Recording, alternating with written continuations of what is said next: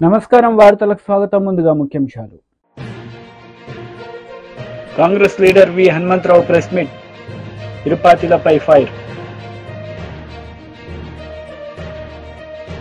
Perni Nani press meet, పలు అంశాలపై వివరణ. ఏపీ ప్రభుత్వ సలహాదారు సజ్జల రామకృష్ణారెడ్డి మీడియా సమావేశం నిర్వహించారు. ఈ సందర్భంగా ఆయన మాట్లాడారు. అందువల్ల ఊహాగానాలకో లేకపోతే బెట్టింగ్ల గురించో ఇంకొక ఏదో సోషల్ మీడియాలో సర్క్యులేట్ చేసుకోవడము క్రియేట్ చేసుకున్న దానివల్ల ఏమో ఫలితం ఉంటుంది అని అనుకోవట్లా. దానివల్ల ఆ తాత్కాలిక ఆనందం పొందాలని వాళ్ళు అనుకుంటే వాళ్ళని అనుకోండి. మేమైతే వాటి జోలికి పోదలుచుకోవాలి.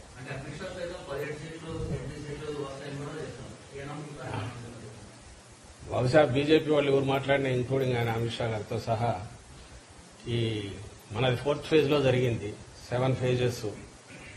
వాళ్ళకి అక్కడ నార్త్ లో ఏదో ఇదవుతుంది అనేది ఊహాగానాలు నడుస్తున్న నేపథ్యంలో మాకు సౌత్ లో బ్యాలెన్స్ అవుతుందని చెప్పుకోవడానికి లేదా అక్కడ ఓటర్లను ఇంప్రెస్ చేయడానికి ఆ ప్రచారం చేసుకుంటున్నారేమో నాకు తెలియదు. కానీ ఎందుకంటే బ్యాలెట్ బాక్స్ లో ఈవీఎంలో అన్ని నిక్షిప్తమైనాక ఇంకా దాని గురించి ఊహాగానాలతో ఇప్పుడు అవసరమేముంది. ఆయన ఆ మాట అంటున్నాడంటే బహుశా ఈ 3 phases మీద దాని ప్రాక్టికల్ ఇన్ఫ్లుయెన్స్ ఉంటుందని ఆయన గారి ప్రధాని గాని అనుకుంటుండొచ్చు, లేదా ఆ పార్టీ నాయకులు అనుకోవచ్చు. కూటమిలో ఉన్నారు కాబట్టి ఇక్కడ మేము వస్తాము, ఇక్కడ ఇన్ని సీట్లు వస్తున్నాయంటే మిగిలిన చోట్ల ఓటర్ కూడా ఎలాగో వీళ్ళే గెలుస్తారు, బీజేపీ కూటమి వస్తుంది, ఎన్డీఏ కూటమి వస్తుంది అని అనుకుని అక్కడ కూడా ఓట్లు వేస్తారని వాళ్ళ ఆశ కావచ్చు. అంతే తప్ప దానికి అంతకుమించి పెద్ద వాల్యూ ఉందని నేను అనుకోను.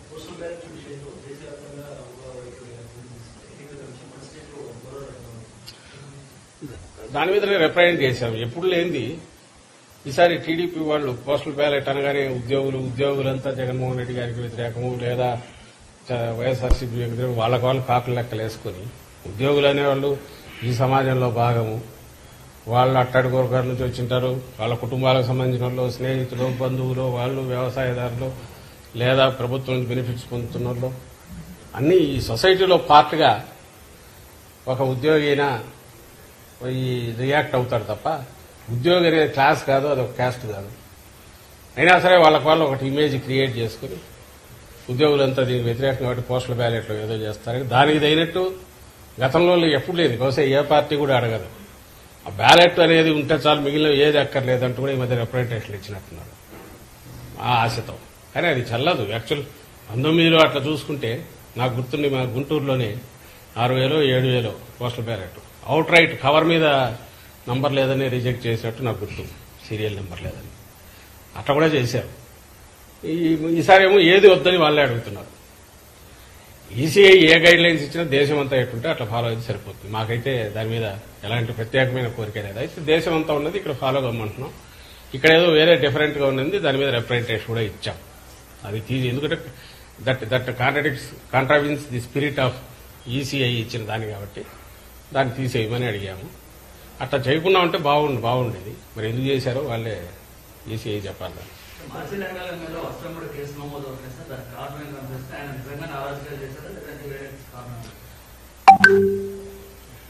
ఇప్పుడు మీరు గమనిస్తే గత 10-15 రోజులుగా అసలు అక్కడ ఏం జరుగుతోంది మాచర్ల అంటే మాచర్ల సెంట్రిక్ గానే మొత్తం ఎల్లో మీడియా గానీ, ఆ పార్టీ గానీ, టీడీపీ గానీ నడుపుతున్నారు, ఒక ఎమ్మెల్యేని టార్గెట్ గా పెట్టుకుని. ఈ నేపథ్యంలో 2 చెప్పారు. ఒకటి, ఎన్నికల కమిషన్ అనేది ఏదైతే అంపైరింగ్ రోల్ చేయాలనో ఇక్కడ ఒక నిష్పక్షపాతంగా అటు ఇటు సైడ్ తీసుకోకుండా చేస్తాదనే మా ఆశ, చేయాలనే మా కోరిక. అందుకోసం ఎప్పుడైతే ఎన్నికల కోడ్ వచ్చినప్పటి దగ్గర నుంచి కూడా మీరు గమనిస్తే మా పార్టీ గాని అధికారంలో ఉన్నప్పటికీ ముఖ్యమంత్రి గారితో సహా డిస్టెన్స్ అయ్యాం అక్కడికక్కడ.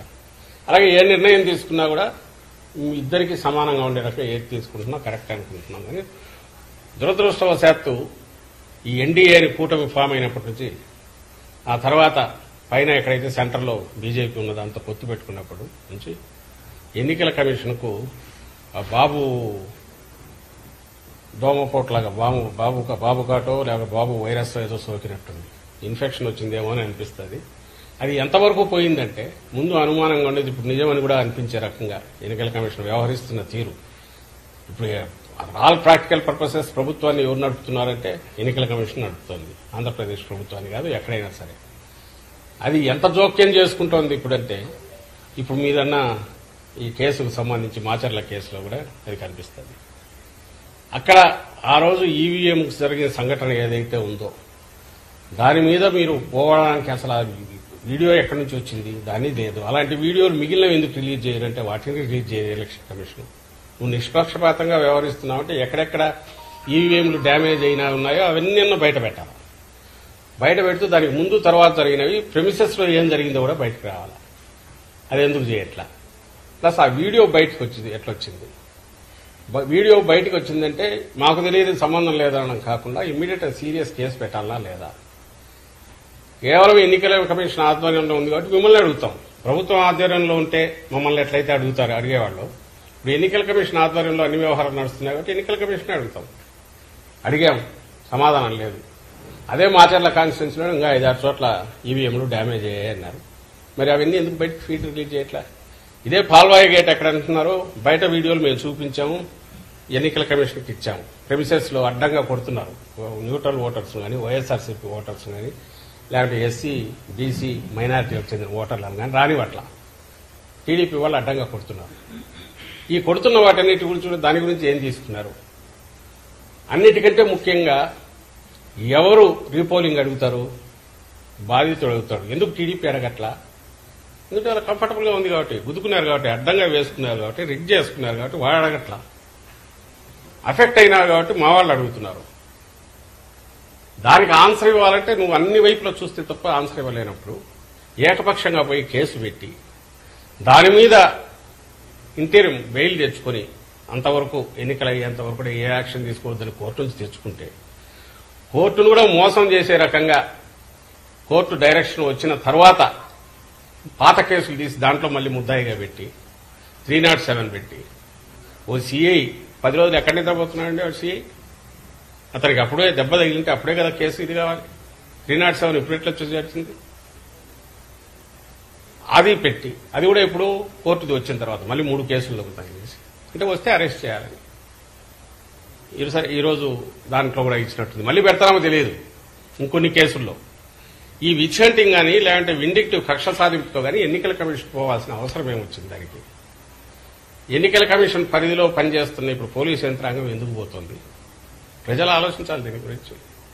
ఇంతకంటే క్లాసిక్ కేసు ఎక్కడైనా ఉంటుంది? మేము వేగ్గానట్లా. రెండవది ఆ సీఐ తరఫున ఒక అనాథరైజ్డ్ ప్రైవేటు ఒక అడ్వకేట్ లాయర్ వచ్చేసి తను రిప్రజెంట్ చేస్తాడు. కాంగ్రెస్ నేతలు మీడియా సమావేశం నిర్వహించారు. ఈ సందర్భంగా పలు అంశాలపై వారు మాట్లాడారు. నయం డబ్బు ఎవరికి పోయింది? ప్రభుత్వానికి పోయిందా? పోలీసు వాళ్ళు తీసుకున్నారా? ఆఖరుకు ఆ భూములు ఎవరైతే లాక్కున్నాడో ఆ భూములు వాళ్ళు ఇప్పటి కూడా తిరుగుతూనే ఉన్నారు. కనుక ఈ చట్టాలు మార్చాలి. చట్టాలు 3 చట్టాలు మారుస్తూ మంచిదే. ఎప్పటికప్పుడు కేసును బట్టి చట్టాలలో కూడా మార్పు వస్తే ఇప్పుడు మన నర్మదా ఇష్యూలో చూడండి 23 ఏళ్లు పట్టింది. నర్మదా నది మీద పోతున్నటువంటి భూములు తీసుకుంటున్నారని ఆమె రైతుల పక్షాన కొట్లాడితే 23 ఏళ్లు పడుతుందా? ఆఖరుకు నెగటివ్ వచ్చింది. ఆమె ఎక్కడ వాళ్ళు హైకోర్టు సుప్రీంకోర్టు వాళ్ళంటే ఎప్పుడు తెగుతుంది? మనం పూర్తి జీవితం అంతా ఇండ్లు అమ్ముకోవాలి, సొమ్ములు అమ్ముకోవాలి. కానీ వాయిదా వాయిదా, నా కేసు కూడా వాయిదా వాయిదా. మా ప్రభుత్వం వచ్చింది, నేను కేసు మన రేవంత్ రెడ్డి గారిని అడుగుతున్నా, ఇవి కావాలని పెట్టుకున్న కేసులు కాదు. బాబాసాహెబ్ అంబేద్కర్ రాజ్యాంగం రాసిండు. ఆయన తుణుకలు చేసిండ్రు. ఒక రోజు ముందు ఆయన 14 ఏప్రిల్ 13 పొద్దున చేసిండ్రు. దానికి కూడా ఇన్ని రోజులు పడితే ఎట్లా చెప్పండి?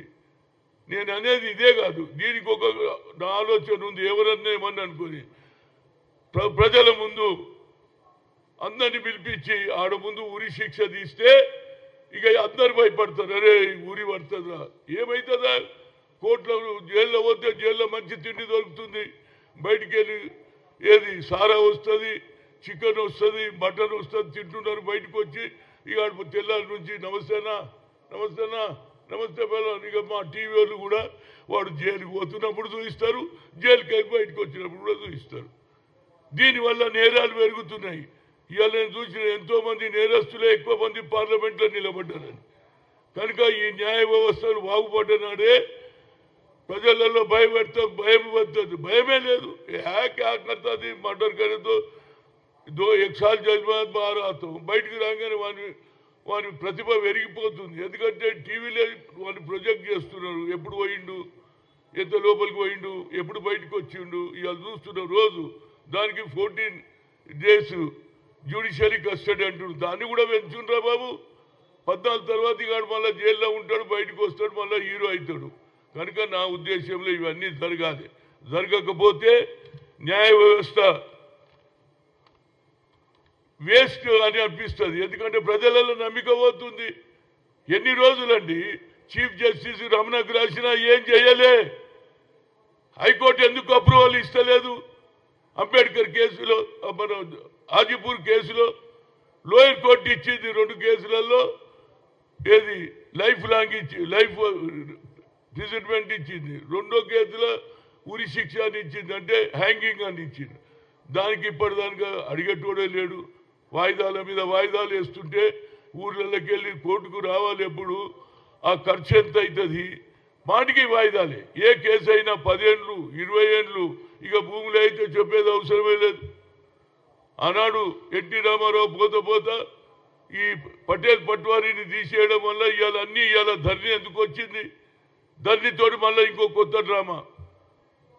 ఇందిరాగాంధీ ఇచ్చిన 1981 భూములు కూడా మళ్ళా దొరల చేతికి పోయింది.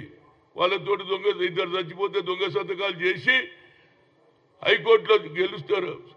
గెలిచి వచ్చి రెవెన్యూలో మేనేజ్ చేస్తారు. హెచ్ఎండిఏ పర్మిషన్ ఇచ్చేస్తుంది. వా, లోయర్ కోర్టు హైకోర్టులో కేసు ఉంటాడు. హెచ్ఎండిఏ ఎందుకు ఇచ్చిందని అడుగుతున్నా నేను. దానకిషోర్ గారికి నిన్న పోయి రిప్రజెంటేటివ్ కూడా వాళ్ళ ఊరోళ్ళు పోయి చేశారు. కనుక ఇవి తగాదాలు పోవాలండి. ఇవాళ కాంగ్రెస్ ప్రభుత్వం వస్తే తప్పనిసరిగా రాహుల్ గాంధీ గారు దీని మీద ఎక్కువ శ్రద్ధ వహించాలి. పేదల గురించి నువ్వు మాట్లాడుతున్నావు. బడుగు బలైన వర్గాల ఏదైతే కులగణ చేయాలంటున్నావు, దేశంలో ఎవరు చేయలే, నువ్వే చేస్తున్నావు. నరేంద్ర మోడీ 10 ఏళ్ళున్నా ఏం చేయలే. 2-3 సార్లు కలిసిన ఆయన ఏం చేయలే. ఒక సెపరేట్ మినిస్ట్రీ చేయలే, కులగణ చేయలే. కానీ ఇవాళ దీని మీద కూడా రాహుల్ గాంధీ గారు ప్రధానమంత్రి అయితే దీని మీద కూడా చట్టాల మీద కూడా నియంత్రణ ఉండాలి.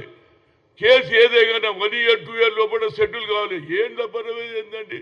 ఎవడో మొత్తం ఇవాళ జడ్జి సాబ్ లీవ్లు ఉన్నాడు, వాడు డేట్ ఇచ్చేస్తాడు. జడ్జి సాబ్ ఎక్కడో ట్రాన్స్ఫర్ అయిపోయాడు, మళ్ళా డేటు. ఇట్లా డేట్ల మీద డేట్లు, వాయిదాపే వాయిదా అని ఒక సినిమా చూసిన వాడు సత్యదానికి వాయిదాలే ఉంటాయి. ఓన్లీ డేట్లు మారుస్తుంటారు, తేదీలు మార్పులు తప్పితే ఏం జరుగుతలేదు. కనుక ఈ బ్రిటిష్ చట్టాలలో మార్పు రావాలి. అది రాజుల కాలంలో రాజద్రోహం ఉంటే దాన్ని కూడా ఇంకా దానికే నడుస్తున్నది. మొన్న నర్సాపూర్ ఎంపీ మీద అక్కడ ప్రభుత్వం రాజద్రోహం కేసు కూడా పెట్టింది. అంటే ఈ చట్టాలలో మార్పు రావాలి. ఎందుకంటే సైబర్ క్రైమ్ నా కేసు ఒకటి చెప్తా. ఎన్నికలు కాకముందు నేను ఖమ్మం సీట్ అడిగితే ఖమ్మం దగ్గర అదే ఏరియా నుంచి ఒక పేపర్లు వచ్చింది. హనుమంతరావు నేను మాట్లాడింది లేదు, అని కలిసింది లేదు, నా బొమ్మ వేసిండు. ఎవరు వస్తున్నారంటే బీజేపీ వస్తున్నట్టుందా, బీజేపీకే మెజార్టీ ఉందా, కాంగ్రెస్ అయిపోయిందని నేను అన్నట్టు రాయిస్తే నేను పోయి సైబర్ క్రైమ్ చేసిన, ధర్నా చేసిన. ఇంతవరకు లేదు. అదే అమిత్ షా ఆయన ఏదైతే మాట్లాడింది వీడియో. టీడీపీ లీడర్ మీడియా సమావేశం నిర్వహించారు. ఈ సందర్భంగా పలు అంశాలపై ఆయన మాట్లాడారు. ఎగ్జిట్ పోల్స్ తెప్పించుకున్నారు, లండన్కి వెళ్ళిపోయిన సమాచారం. అక్కడ టీవీలు పగలగొడతా ఉన్నాడు జగన్మోహన్ రెడ్డి. ప్రతిపక్ష హోదా కూడా తగ్గదని అర్థమైపోయింది. 5వ తారీఖు వచ్చే నెల 5వ తారీఖు పెట్టాల్సిన ప్రెస్ మీట్ సజ్జల రామకృష్ణారెడ్డి ఇవాళ పెట్టి బోరుమని ఏడుస్తున్నాడు. అప్పుడే మా మీద ఆరోపణలు చేస్తున్నాడు. ఈ చీఫ్ సెక్రటరీ అక్కడ ఉండగా కౌంటింగ్ ప్రక్రియ సక్రమంగా ఉండదో ఇమ్మీడియట్గా అతను తప్పించండి. కేంద్ర ఎన్నికల పర్యవేక్షణ అధికారుల ఆధ్వర్యంలో జరగాలని మేము కోరుతా ఉన్నాం. సిఎస్ని తప్పించమని అడిగిన కంప్లైంట్ ఇచ్చాం సిఈసికి. ఈ వాస్తవాలు ఎలా ఉంటే బోరు నేడుస్తా ఉన్నాడు. సోషల్ మీడియా అన్నాడు. సోషల్ మీడియాను భ్రష్టు పట్టించింది నీ కొడుకు కాదా? ఈ సజ్జల భార్గవరెడ్డి ఎప్పుడైతే సోషల్ మీడియా ఇన్ఛార్జి వైసీపీకి వచ్చాడో అన్ని తప్పుడు ఆరోపణలు, తప్పుడు బూతులు, మహిళల మీద ఆరోపణలు, కుటుంబ సభ్యుల మీద ఆరోపణలు, అసత్య ఆరోపణలో విషం చిమ్మి ఎన్ని కుట్రలో కుతంత్రాలు మీరు ఎన్ని కట్టెలు పెట్టుకున్నా ఇవాళ ప్రజలు బ్రహ్మాండమైన మెజార్టీతో ఇవాళ ఎన్డీఏ కూటమి తెలుగుదేశం జనసేన బీజేపీ బ్రహ్మాండమైన మెజార్టీతో అధికారంలోకి రాబోతున్నాం. చంద్రబాబు నాయుడు గారు ముఖ్యమంత్రిగా ప్రమాణ స్వీకారం చేయబోతున్నారు. ఏంటి పకటకల్ల కన్నా సజ్జల 4 రోజుల్లో ప్రమాణ స్వీకారం చేస్తావా? ఇంకా వారం రోజులు దాటాలి. మీ పకటకళ్ళు మానేయండి, మీ పిచ్చి ప్రలాపనలు ఆపండి. అధికారులను బెదిరిస్తున్నారు, ఎలక్షన్ కమిషన్ బెదిరిస్తున్నారు. మీ బెదిరింపులు బెదరడానికి ఇప్పుడు ఎవడు సిద్ధంగా లేడు. ఈవీఎంలో స్పష్టంగా ఫలితాలు ఉన్నాయి. కాబట్టి ఈ పిచ్చి ఆలోచనలు పిచ్చి ఆరోపణలు అన్నీ ఖండిస్తా ఉన్నాం. అట్లాగే పిన్నెల్లి రామకృష్ణారెడ్డి మీద కూడా చాలా సచ్చీలుడని, ఎటువంటి గొడవలకు వెళ్ళడని మాట్లాడుతూ ఉన్నాడు సజ్జలాడు. మరి చంద్రయ్య గారి పేక్కోసింది ఎవరో? ఆ మాచర్ల నియోజకవర్గంలో జరిగిన ఈ హత్యలు కానీ, దుర్మార్గాలు కానీ, దోపిడీ కానీ, చిన్న బాటిల్ లిక్కర్ సీసా మీద కూడా 60 రూపాయలు దోపిడీ. అదేవిధంగా గ్రానైట్ లారీల మీద వేల రూపాయలు దోపిడీ, ఒక్కొక్క లారీ మీద 6,000, 12,000 దోపిడీ. వ్యవస్థలన్నీ కూడా భ్రష్టు పట్టించి ఏ విధంగా ఒకప్పుడు ఎక్కడో బయట ప్రాంతాల్లో బీహార్లో వినేవాళ్ళం, అటువంటిది ఇవాళ మాచర్లో మీ వైసీపీ ప్రభుత్వ అధికార దానికి వ్యవస్థల్ని భ్రష్టు పట్టించి ఎట్లా నాశనం చేశారో మాచర్లో ఒక సజీవ తార్కాణం. ఇదొక ఉదాహరణ. ఇవే చాలా ప్రాంతాల్లో చేశారు. వీటన్నిటికి కూడా జగన్మోహన్ రెడ్డి వాళ్ళ నాయకులు. వైసీపీ లీడర్ పేర్నినాని మీడియా సమావేశం నిర్వహించారు. ఈ సందర్భంగా పలు అంశాలపై ఆయన మాట్లాడారు. సిగ్నేచర్ చెక్ చేసుకోవచ్చు అని చెప్పి నేను ఇచ్చాను. దీని మీద మా అభ్యంతరాన్ని వ్యక్తం చేశాం. ఎందుకంటే ఆ స్పెసిఫిక్ సిగ్నేచర్కి అంటే ఒకటి ముందు భారతదేశంలో ఏ రాష్ట్రంలో కూడా ఈ వెసులుబాటు లేనటువంటి ఇంటర్ప్రిటేషన్ ఈ రాష్ట్రంలో ఎందుకు ఇచ్చారు? ఒకవేళ మీరు ఏదైనా ఒక రాజకీయ పార్టీ మీకు ఈ సందేహాన్ని వెలబుచ్చితే మీరేం చేయాలి? కేంద్ర ఎన్నికల సంఘానికి ఇక్కడ రాయాల్సింది. ఇక్కడ ఎంత పెద్ద అభియోగాన్ని, నేరాన్ని అవతల చేస్తున్నారు మేము ఇచ్చిన పెద్దానికి మీరు కేంద్ర ఎన్నికల సంఘానికి రాస్తున్నారు కదా, మరి దీన్ని ఎందుకు రాయలేదు? రాయకుండా మిగతా రాష్ట్రాల్లో లేనటువంటి వెసులుబాటు ఈ రాష్ట్రంలోనే ఎందుకు ఇచ్చారనేది మా అభ్యంతరాన్ని వ్యక్తం చేస్తూ మీరు పునరాలోచించాలి. దీనివల్ల స్మూత్గా అంటే పారదర్శకంగా ఘర్షణ లేని వాతావరణంలో అత్యంత పారదర్శకంగా జరగాల్సినటువంటి ఎన్నికల ఓట్ల లెక్కింపు రసాబసా అయ్యేటువంటి కార్యక్రమం జరగబోతోంది.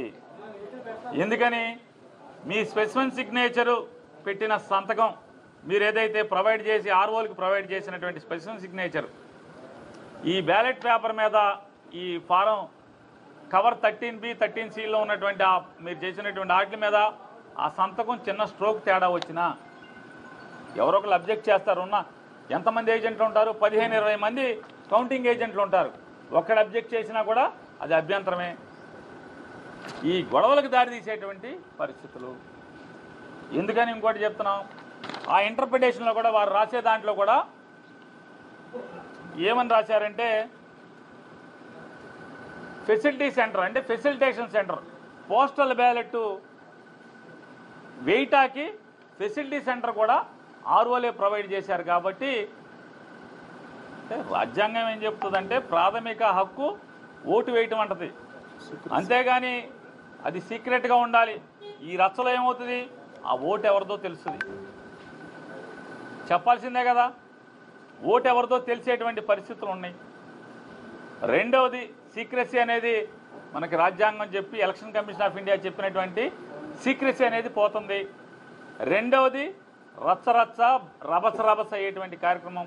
సహజంగా మనమే ఉంటాం, బ్యాంకుకి వెళ్ళినప్పుడు స్పెసిఫిక్ సిగ్నేచర్ పెట్టమన్నప్పుడు మానవ నైజం చాలా జాగ్రత్తగా మన సంతకాన్ని పెడతాం. అదే ఒక 100 చెక్కులు ఇచ్చి 100 మీద నీ సంతకం పెట్టమంటే ఖచ్చితంగా స్ట్రోకులు తేడా ఉంటాయి. లేదు నువ్వే 100 సంతకాలు కాగితాలు ఇచ్చి ఒకేసారి 100 సంతకాలు పెట్టమంటే నిర్లక్ష్యం వస్తుంది, విసుగు వస్తుంది. మరి స్ట్రోక్ తేడా ఉంటే అబ్జెక్షన్ చేస్తే ఇదంతా రచ్చే కదా. గొడవలకు దారి తీసేటువంటి పరిస్థితులే కదా. ఎలక్షన్ కమిషన్ ఆఫ్ ఇండియా చెప్పనటువంటి నియమావళిని మీరు ఎట్లా ఇంటర్ప్రిట్ చేస్తారు? చేయకూడదు కదా.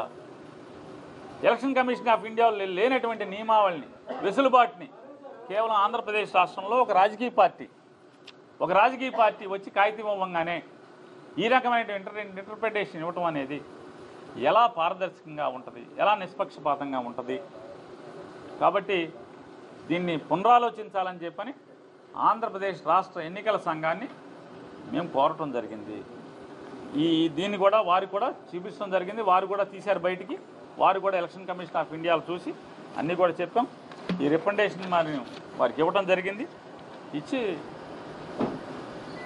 ఫెయిర్ అండ్ పీస్ఫుల్ కౌంటింగ్ జరగటానికి ఈ నిర్ణయాన్ని పునరాలోచించమని చెప్పని, భారతదేశంలో ఏ రాష్ట్రాల్లో లేకుండా కేవలం ఆంధ్రప్రదేశ్ రాష్ట్రంలోనే ఎలక్షన్ కమిషన్ నియమావళికి మీరి అంటే దాటి ఈ రాష్ట్రంలోనే ఇటువంటి సర్క్యులర్ ఇవ్వటం ఎంతవరకు ధర్మం అని చెప్పని కూడా వారిని మా విన్నపాన్ని వారికి చెప్తూ పునరాలోచించి మంచి నిర్ణయం తీసుకోండి. ఫెయిర్ అండ్ పీస్ఫుల్ ఎలక్షన్ జరిగేట్టుగా, కౌంటింగ్ జరిగేట్టుగా ఇన్నాళ్ళు కష్టపడ్డారు, మంచో చెడో ఏదో చేసుకుంటారు. బీఆర్ఎస్ లీడర్ మీడియా సమావేశం నిర్వహించారు. ఈ సందర్భంగా పలు అంశాలపై ఆయన మాట్లాడారు. సివిల్ సప్లైస్ కార్పొరేషన్ ఎండీ నుంచి ఉత్తర్వులు వస్తూ ఉన్నాయి. ఏమని వస్తూ ఉన్నాయంటే ప్యాడీకి సంబంధించినటువంటి రిలీజ్ ఆర్డరు మిల్లర్ల వారీగా ఎండీ ఆఫీస్ నుంచి రిలీజ్ ఆర్డర్ తీసుకొస్తా ఉన్నారు. ఆ మిల్లర్ తన అకౌంట్ సెటిల్ చేసుకోవడం, అసలు ధరతో పాటు మీరు విధించినటువంటి ప్రైవేట్ పెనాల్టీ ఏదైతుందో, లంచం ఏదైతుందో ఆ ట్యాక్స్, మీ బ్రూ ట్యాక్స్ కట్టినటువంటి వాళ్లకు జిల్లా స్థాయిలో ఉండేటువంటి మీ DCSO గారు, మీ DMCSI గారు అప్పుడు వారికి క్లియరెన్స్ ఆర్డర్ ఇష్యూ చేస్తూ ఉన్నారు. ఇది అధికారికంగానే కుంభకోణం జరిగింది. వీళ్ళు ఏం సీక్రెట్ అక్కర్లేదు. బాజప్తా అకౌంట్లలో ఇప్పుడు బిడ్డర్ మధ్య మిల్లర్ మధ్య అగ్రిమెంట్ 230 రూపాయలు ఇవ్వాలనే అగ్రిమెంట్ ఇవాళ బయటకు వచ్చింది. మిల్లరు బిడ్డరుకు అదనంగా డబ్బులు అకౌంట్లోనే డబ్బులు వేస్తున్నటువంటి దాదాపు 250 పైచిలకు మిల్లర్లు డబ్బులు బిడ్డర్ ఖాతాలో, ఆంధ్ర వాళ్ళ ఖాతాలో, వైజాగ్ బ్యాంకుల్లో వేసిందని చెప్పి వాళ్ళ భారత రాష్ట్ర సమితి పత్రికా సోదరుల ముందు, రాష్ట్ర రైతాంగం ముందు చాలా స్పష్టంగా ఆధారాలు ముందు పెడతా ఉన్నారు. మరి దీనికి విజిలెన్స్ శాఖ ఎక్కడున్నది? విజిలెన్స్ డిపార్ట్మెంటుకు ఇంతకంటే ఎక్కువ ఆధారాలు ఏం కావాలి? ఇలా ఫుడ్ గ్రెయిన్స్ చట్టాన్ని అమలు పరుస్తున్నటువంటి సంబంధిత అధికారులు ఎందుకు స్పందించడం లేదు? ఇవాళ ACB పరిధిలో కూడా ఇది వస్తుంది ఇమీడియట్గా రాష్ట్రంలో. ఇది nothing but corruption, open corruption. ఇవాళ ఇది రైతుల సొమ్ము, ప్రభుత్వ సొమ్ము ఇంత విచ్చలవిడిగా దోపిడీ చేస్తుంటే ACB కూడా స్పందించాలి, స్టేట్ విజిలెన్స్ స్పందించాలి. ఇవాళ కొన్ని పరిమితులు ఉన్నాయి కాబట్టి భారత రాష్ట్ర సమితి ఇంకా 4-5 రోజుల సమయం తీసుకుంటుందంటే ఎన్నికల కోడ్ ఉందని చెప్పి. ఎన్నికల కోడ్ ముగియగానే సివిల్ సప్లైస్ భవన్ పంజాగుట్టలో తీవ్రమైన నిరసనకు భారత రాష్ట్ర సమితి నిర్ణయం చేయబోతుంది. అప్పటికి స్పందించకుంటే ఈ టెండర్లను, రైస్ టెండర్ కానీ ధాన్యం టెండర్లు కానీ రద్దుపరచకుంటే, అక్రమంగా వసూలు చేసిన 100 కోట్ల రూపాయలు ఎక్కడున్నాయో వెంటనే వాటిని సీజ్ చేయకుంటే, చట్టపరమైన తదుపరి చర్యలు చేయకుంటే ఎన్నికల కోడ్ ముయ్యగానే భారత రాష్ట్ర సమితి ఆందోళనలకు శ్రీకారం చుడుతుంది. మిత్రులారా, ఇవాళ ఉత్తమ్ కుమార్ రెడ్డి గారు మొన్న ఒక మాట మాట్లాడండి. మా కేటీఆర్ గారు అందులో టెండర్లో పాల్గొన్నటువంటి ఒక సంస్థ కేంద్రీయ బండార్, అది బ్లాక్ లిస్ట్లో ఉంది అని చెప్పి పేపర్ మీ ముందు పెడితే దాన్ని బీఆర్ఎస్ గవర్నమెంట్ అప్పుడే బ్లాక్ లిస్ట్లోకి వెళ్ళి డిలీట్ చేయబడింది అని చెప్పి ఆన్సర్ ఇచ్చారు. అదే గొప్పతనం కాదు ఉత్తమ్ కుమార్ రెడ్డి గారు. ఇవాళ కేంద్రీయ బండార సంస్థ ఏకలవ్య స్కూళ్ళకి సప్లై చేస్తామని టెండర్ వేసి డిఫాల్ట్ అయింది. ఏకలవ్య స్కూల్ సంబంధించినటువంటి ఒక ఆర్డర్ కూడా బ్లాక్ లిస్ట్లో ఉన్నది.